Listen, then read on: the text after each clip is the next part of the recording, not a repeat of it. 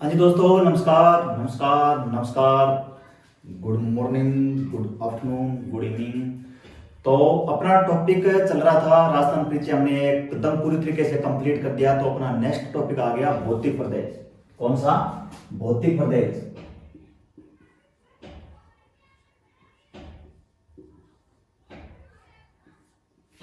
भौतिक प्रदेश। तो यहां से दो तीन प्रश्न तो आपको पता है आने वाले हैं। तो मेन बात यही है कि सबके मन में यही ख्याल आता है कि क्या है भौतिक प्रदेश। तो समझिए, जानिए क्या है भौतिक प्रदेश। मैं आपको बताऊंगा और एक ही झटके में समझ आ जाएगा कि क्या है भौतिक प्रदेश। देखो, ये बनाया हमने राजस्थान,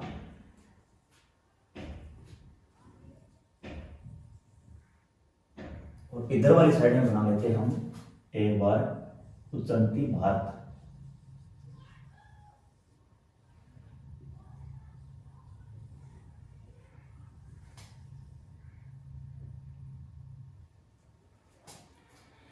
तो छोड़ो यार परिभाषा वगैरह, कोई नहीं पूछेगा आपसे। तो सीधा डायरेक्ट पूछा जाएगा कि सबसे पहले भौतिक प्रदेश का विभाजन किसने किया था। तो अब समझो, यह मान लो कि आप इन टॉपिकों को पार्टों में बांट लें, पढ़ने के लिए आसान हो जाए, पढ़ने के लिए आसान हो जाए, बस इसीलिए भौतिक प्रदेश है। कुछ आ की परिभाषा आई, बस मतलब आई दे दी, आई परिभाषा है। यहां पर अपना मरुस्थल है। क्या अपना? यहां पर अपना मरुस्थल है, और इस मरुस्थल को हम बाहर निकाल के अच्छे तरीके से पढ़ लें। यहां पर क्या है? मिट्टी मिट्टी है, मिट्टी मिट्टी। और तो इस मरुस्थल को हम बाहर निकाल के अच्छे तरीके से पढ़ लें, बस यही भौतिक प्रदेश है। बस यही भौतिक प्रदेश है। फिर दूसरा, यहां पर अरावली है। इस अरावली को हम बाहर निकाल के अच्छे तरीके से पढ़ लेते हैं, वही क्या है? भौतिक प्रदेश। तो 2 नंबर भौतिक प्रदेश। तीसरा, यहां पर मैदान ही मैदान है, यहां पर मैदान ही मैदान है, तो ये अपना हो गया 3 नंबर भौतिक प्रदेश। और ये अपना हो जाएगा आड़ोती का पठार, तो ये अपना हो जाएगा 4 नंबर भौतिक प्रदेश।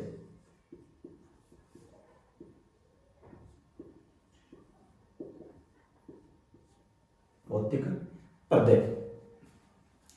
अब आता है अमुना, अब आता है तो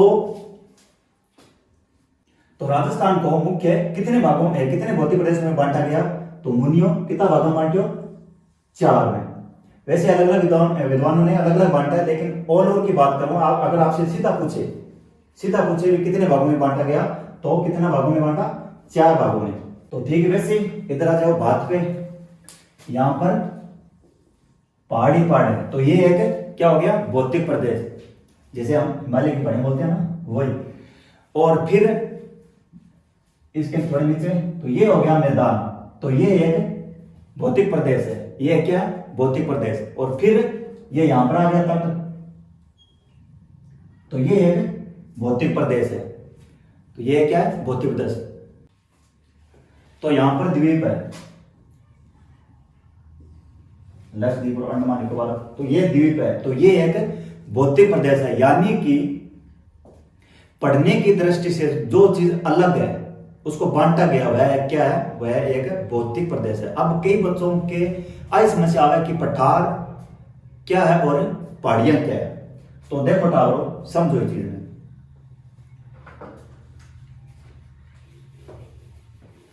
एक एक बात हम पढ़ेंगे। भौतिक प्रदेश में कट्ठा ही धारा कदे दिक्कत बन गया, कत्ता ही जिले।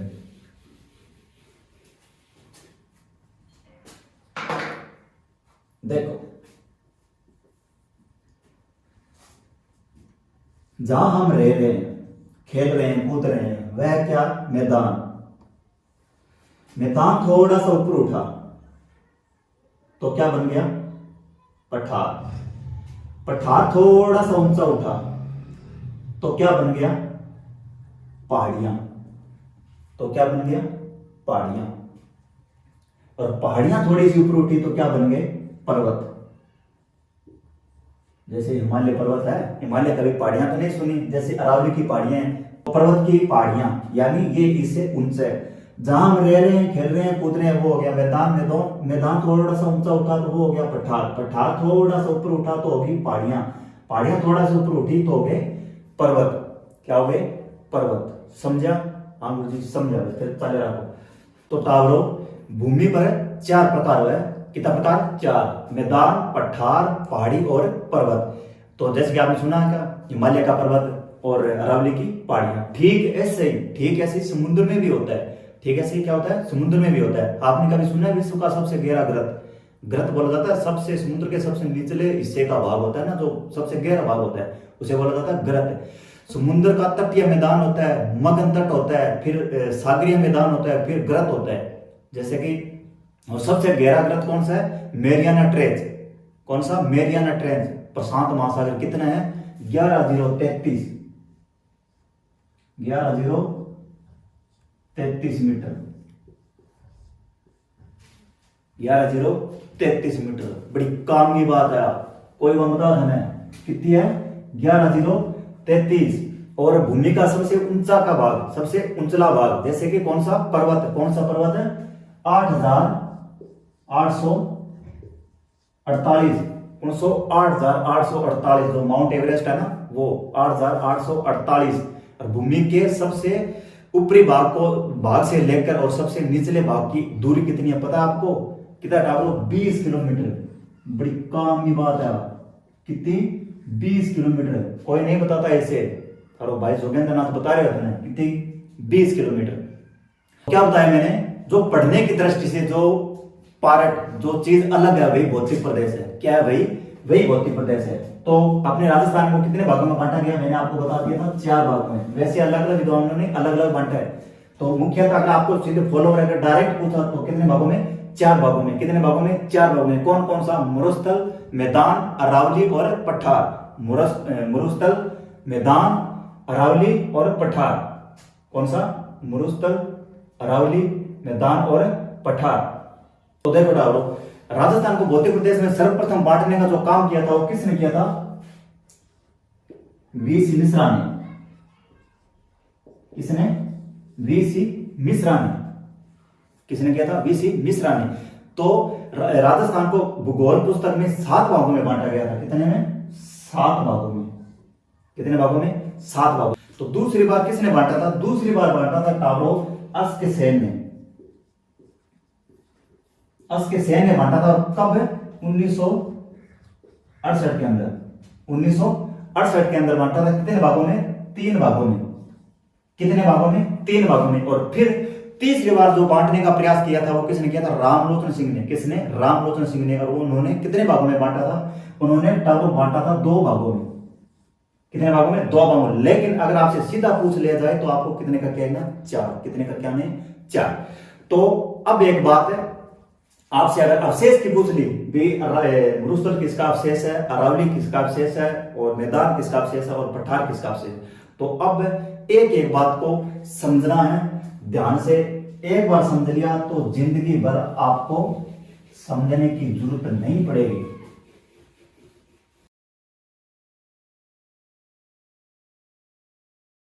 तो अब समझो, मोबाइल को वैसे टेढ़ा कर लो। अब एक एक चीज समझनी है ताकि आपको दोबारा समझने की जरूरत ना पड़े। बड़ी ज्ञान की बात है। ज्ञान जहां से मिले वहां से प्राप्त करना चाहिए, क्योंकि ज्ञान का कोई अंत नहीं होता, कोई भंडार नहीं होता। तो देखो, बहुत साल पहला एक सिद्धांत हुआ था। कौन सा?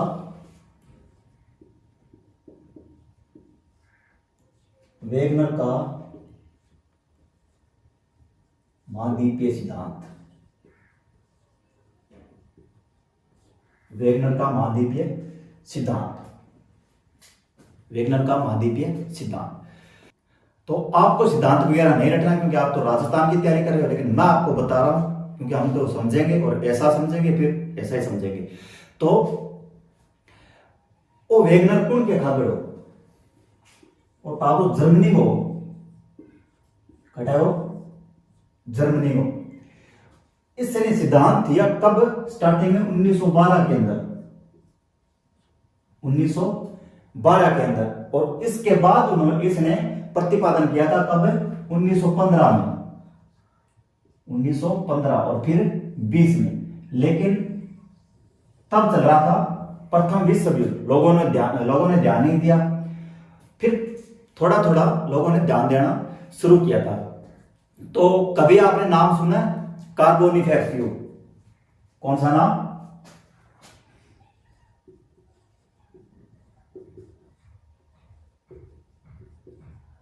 कार्बोनिफेरस युग। कौन सा नाम? कार्बोनिफेरस युग। कोयला बना था ना।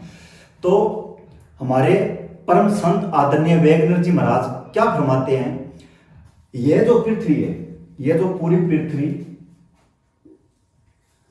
ये जो पूरी पृथ्वी है, समझना इस चीज को। कोई नहीं बताएगा थाई शोभन खागे कि कोई को बता था नहीं बता। समझो इस चीज को। ये जो पूरी पृथ्वी है ये क्या थी? एक ही थी। पूरी पृथ्वी ये एक ही थी। यानी कि ये जो 7 महाद्वीप है ना, ये जो अलग अलग दिख रहे हैं, सब पहले मिले हुए थे। ये पूरा एक ही थे। इस पृथ्वी के चारों ओर एक सागर था। क्या था? चारों ओर एक सागर था जिसका नाम क्या था? पेंथालस।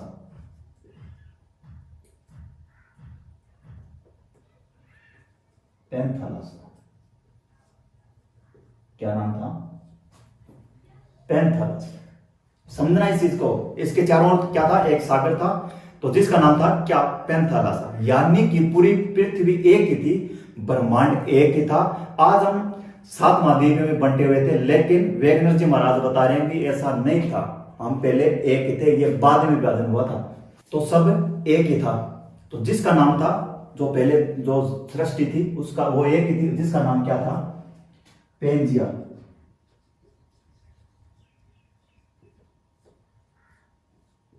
क्या नाम था? पेंजिया। और इसके चारों ओर एक समुद्र था जिसका नाम था पेंथाला सागर। पेंथाला सागर। तो वेगनर जी ये कहते हैं कि यहां पर कभी वर्षा हुई थी। वर्षा होने के कारण यहां पर पानी भर गया। देखो समझो,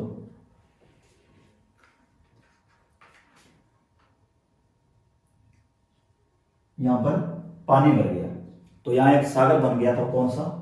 जिसका नाम दे दिया हमने टेथिस सागर।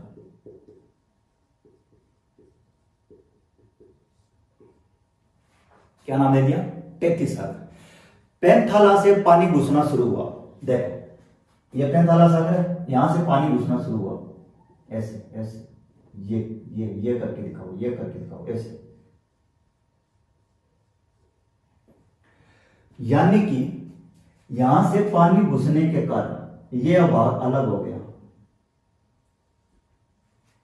एक भाग पश्चिम में चला गया और दूसरा भाग पूर्व में चला गया। यानी एक पश्चिमी भाग हो गया और एक पूर्वी भाग हो गया। और मैं यहां पर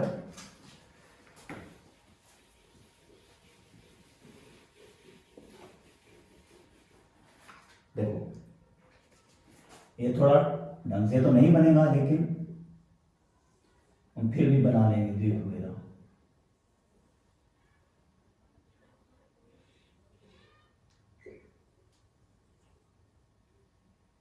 ये हो गया अपना यूरोप, और ये हो गया अपना नॉर्थ अमेरिका, और ये हो गया अपना साउथ अमेरिका, और ये हो गया अपना अफ्रीका। ये हो गया अपना अफ्रीका। तो वेगनर जी महाराज क्या फरमा रहे हैं? देखो, ये ऐसे भाग कटने की वजह से अलग अलग, आप ये तो चलो सही नहीं बना, लेकिन आप कभी विश्व का मैप देखना तो ये भाग, ये यहां से बाहर निकला हुआ है तो ये यहां से अंदर बढ़ा हुआ होगा, ये यहां से अंदर बढ़ा है तो ये यहां से बाहर निकला हुआ। यानी कि हम इसको वापस वैसे के वैसे जोड़ सकते हैं। ये मतलब कोई चीज का टुकड़ा वैसे अलग हो गए और वैसे वैसे हम अगर इसको जोड़ना चाहे तो ये वापस जुड़ सकता है। इस आकृति से, इस प्रकार से ये अलग हुए हैं। तो यानी कि हम ये मान सकते हैं कि वेगनर जी महाराज सृष्टि के बारे में जो बताए थे वो एकदम सही था, वो एकदम सही था। तो यहां पर ये बीज है, यहां पर पानी भरा हुआ है। कौन सा? अटलांटिक महासागर। क्या? अटलांटिक महासागर। अब आप विश्व का कभी मैप मैप देखना, तब आपको पता चलेगा। कहते हैं कि दक्षिणी ध्रुव तारा पहले ड्रबन के पास था। कहां पर? ड्रबन के पास। तो इसका मतलब महाराज वेगनर जी ने बात सही फरमाई थी इस सृष्टि के लिए। सृष्टि पहले एक ही थी, बाद में ये विभाजन हुआ, तब आज हम अलग अलग द्वीपों में बंटे हुए हैं। तो सृष्टि एक ही थी, जिसे पेंजिया कहते थे। चारों ओर सागर था, 45 सागर, बीच में समुद्र जो 33 सागर हो गया, और फिर विभाजन हुआ। एक भाग इधर आ गया और एक भाग उधर चला गया। एक भूमध्य रेखा की ओर चला गया और एक पश्चिम की ओर चला गया। फिर थोड़ा थोड़ा बीच में विभाजन हुआ, ऐसे फिर बीच में विभाजन हुआ। तो एक उत्तरी भाग हो गया और एक दक्षिणी भाग हो गया। एक उत्तरी भाग हो गया और एक दक्षिणी भाग हो गया। उत्तरी का नाम अंगारा लैंड,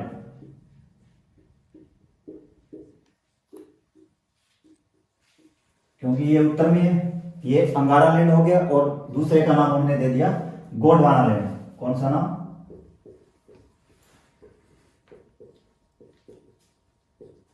गोंडवाना लैंड।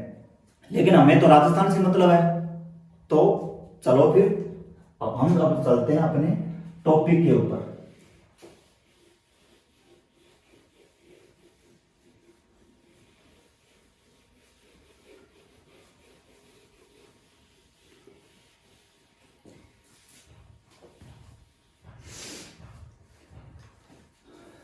तो राजस्थान की बात करें, इन सबको काटो, अंगारा लैंड का कोई भाग राजस्थान में नहीं है ना। तो फिर आप बात ही क्या करना, काटो फिर। तो राजस्थान के अंदर दो ही भाग है, कौन सा? 33 सागर का और गोंडवाना लैंड का। कौन सा? 33 सागर और दूसरा गोंडवाना लैंड। तो फिर वापस आते हैं अपने टॉपिक के ऊपर। ये बनाया साहब ने को राजस्थान, ये 4 भाग हो गए।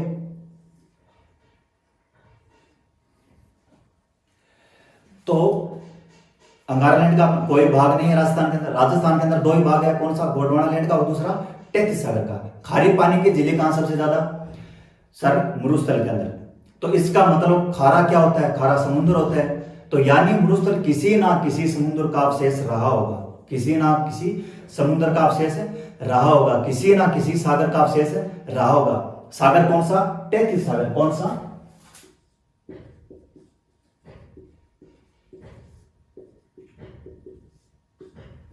कौन सा? 33 सागर। यानी फिर मरुस्थल किसका अवशेष है? 33 सागर का। बस अब हम क्रम से रखते हैं। देखो, पहला कौन सा? 33 सागर, क्योंकि ये मरुस्थल है, यहां पर मिट्टी मिट्टी है, तो ये किसका अवशेष है? 33 सागर का। बस रखे जाओ क्रम से। 33 गोंडवाना, 33 गोंडवाना, 33 गोंडवाना, 33 गोंडवाना। देखो क्या कौन समझ भाई? पहला मरुस्थल खारा होता है, मैंने आपको बताया था, चाट के देख लेना। चाट लिए ना चाट लिए तो कहते हैं हमारे था तो रह चटा दूंगा, भाई बात है, चाट के देख लिए, ठा पड़ जाए, वो खारा हो मीठो है। बस बस बस भौतिक उपदेश की बेसिक बातें हमने कर ली। बाकी अगले वीडियो के अंदर देखेंगे, क्रमवार चलेंगे। पहले मरुस्थल को पढ़ेंगे, फिर अरावली को, फिर मैदान को, फिर हाड़ौती को। तो ओके दोस्तों, मिलेंगे नेक्स्ट वीडियो में। Thank you.